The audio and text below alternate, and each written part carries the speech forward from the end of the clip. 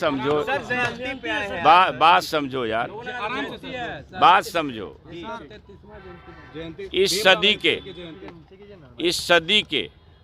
इस धरती के, न सिर्फ भारत के सबसे बड़े ज्ञानी, सिंबल ऑफ नॉलेज बाबा साहब अम्बेडकर की जयंती है, जो इस भारत के गौरव का सबसे गौरवशाली दिन है, सबसे गौरवशाली प्रतीक के रूप में है।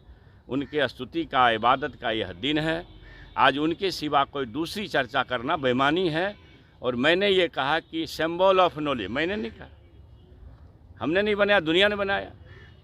आप गूगल पर जाओ, ज्ञान के प्रतीक खोजना, अकेला एक ऐसा महारथी का नाम आएगा जो भारत भूमि के सबसे बड़े कर्णधार के रूप में नाम आएगा।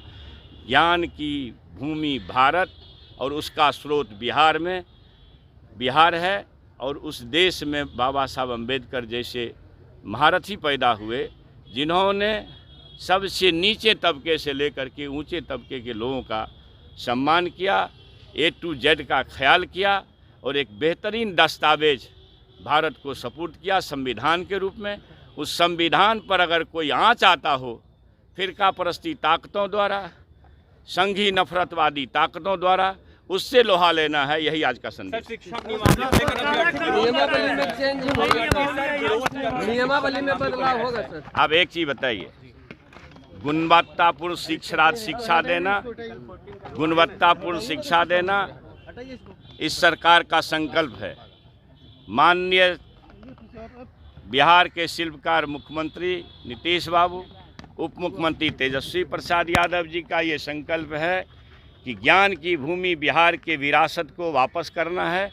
तो गुणवत्तापूर्ण शिक्षा देने के लिए हम अपने बच्चों के लिए, अपने राज्य और देश के तरक्की के लिए एक बेहतरीन शिक्षा कैसे दे सकें, इसके लिए यह सूत्र आया है, यह नियमावली आया है। इसमें अगर किसी ढंग का कोई नुस्ख निकालते हैं तो यह उचित नहीं है। और फिर से मैं एक बात कहना चाहता हूं कि जो हमारे शिक्षकगण हैं, नियोजित शिक्षक, आपका काम शिक्षा देना ही न है, और अपने कोर्स को जिसको आप पढ़ाते हैं, रात दिन जिसके लिए आप शिक्षक हैं और जिन बच्चों को आप पढ़ाते हैं, उस कोर्सेज में से कुछ सवाल अगर नियमित होने के लिए, एक कितनी बड़ी बीमारी इस महागठबंधन की सरकार ने दूर की है।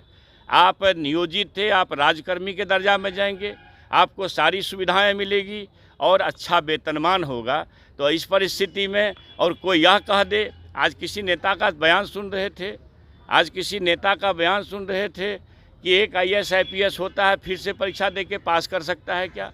IAS IPS का काम पढ़ाना नहीं है, शिक्षकों का काम पढ़ाना है।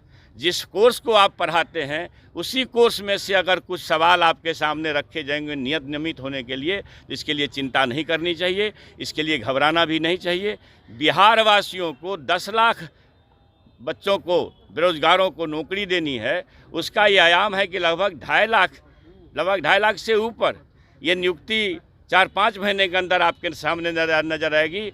पहले के पूर्व का आप देख लीजिए, आपको लगेगा कि हम बिहार वासियों के बच्चों के लिए, बिहार के बेरोजगारों के लिए सरकार कितनी चिंतित है।